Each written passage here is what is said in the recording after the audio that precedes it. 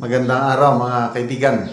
Bigyan natin ng opinion, reaction ngayon itong post ni Kipi Chu. Sabi niya, so wala na. Wala na ang bloodbath. Yung sinasabi ba ni Bibi Sara na gusto niya matuloy ang trial para magkaroon ng bloodbath.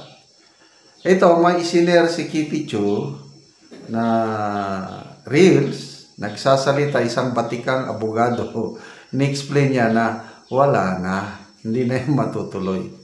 Okay. So ito, pakinggan natin ang isang batikang abogado, si Attorney Romy Macalintal. Ito sa impeachment ni Sara. Well, kapag ang impeachment case ni Sara Duterte ay sinimulang dinggin sa June 2, katulad na sinasabi ni Senator Chis Escudero, ay patay na ang nasabing impeachment case na yan. Kasi wala nang panahon ang present Senate na ito ay matapos hanggang June 30. Kasi maliwanag sa Rule 44 ng Senate Rules mismo na kapag ang Kongreso ay nag-terminate o natapos ang kailang Congress sa panahon ito, hindi na po pwede take up yung previous matters and proceedings.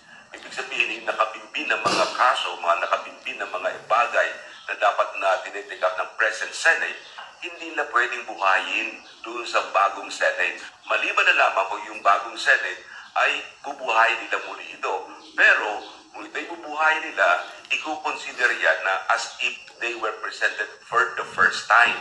Na sa kasong ito ng impeachment ni Ms. Sara Duterte, kung ito ay tatanggapin ng new Senate, mangyayari niya na parang bagong impeachment case ito na ipinapile sa bagong Senado.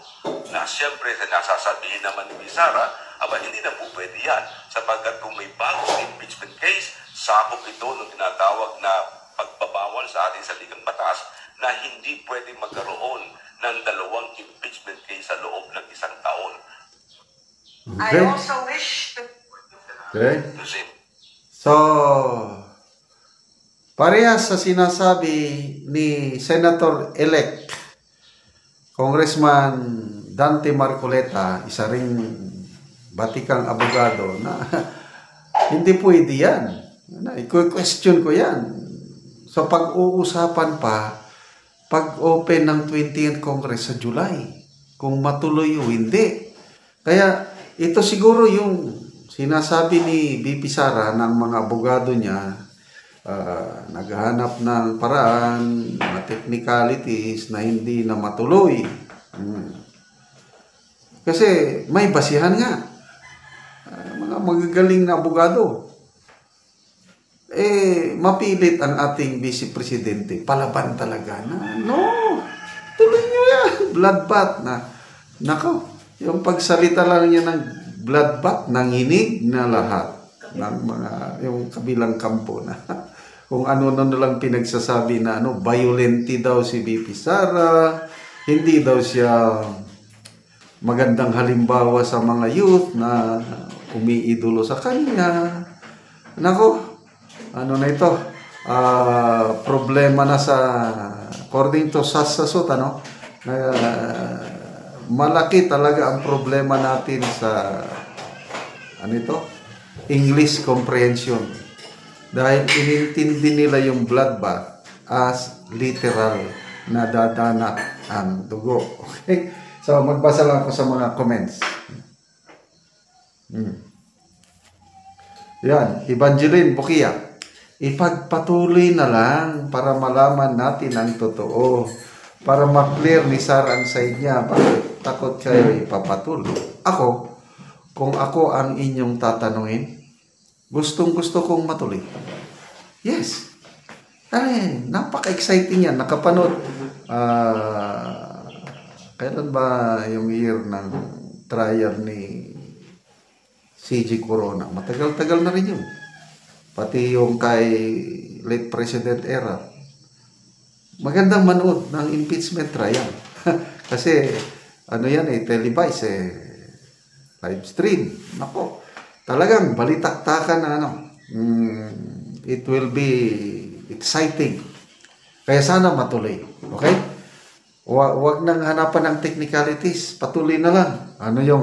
sabi ni Senator Jingo Estrada, nagsalita na siya eh. Sa umpisa pa,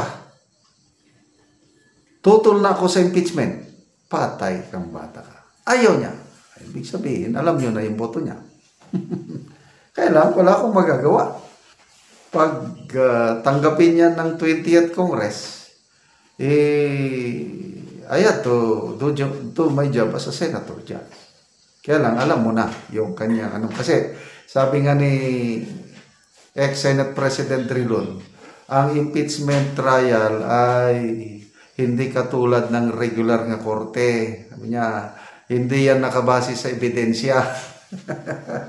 Nakabase yan sa political inclination ng mga senator. Kaya nga, senator judges. Iba naman yung mga judges sa korte natin na talagang susundin rules of evidence, proof beyond reasonable doubt, matindi ang ating mga korte. Tingnan nyo yung nangyari kay Attorney Leila de Lima. Acquitted siya sa Regional Trial Court pagdating sa Court of Appeals. Pinawalang visa. Ibinalik sa korte. Pag-aralan mabuti. Yun. Ganon katindi. Yung mga ibang kaso naman, convicted yung nasasakdal sa RTC, convicted pa rin sa Court of Appeals, pagdating sa Supreme Court, basurang kaso, dismiss. Bakit? May nakitang mga loopholes itong ating mga hurado sa Supreme Court. Ganyan katindi kung sa regular courts, sa impeachment. Iba. So, bakit matapang si BP Sara? Matapang siya, bakit? Alam niya, mahina yung ebidensya. Kaya ganyan siya katapang.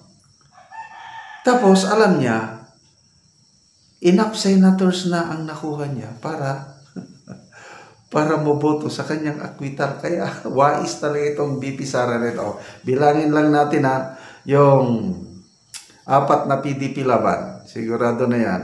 Go, Bato, Marcoleta, and Robin Padilla. Yung Nacionalista Party. Siyam.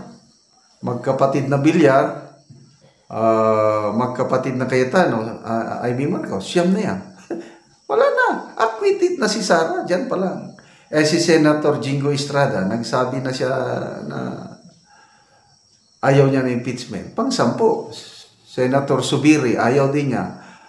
Ang daming ayaw. Pati si Joel Villanueva. Nagsalita si Congressman, yung tatay ni Senator Joel, Congressman Villanueva sa Siba. Hindi siya pumirma ng impeachment dahil sabi niya, hindi maganda yan. Overwhelming ang numero ng mga senador na mag-acquit kay BP Sara. Kaya ganyan na lang siya katapang na ituloy ang impeachment para mabuking sila. Okay, salamat.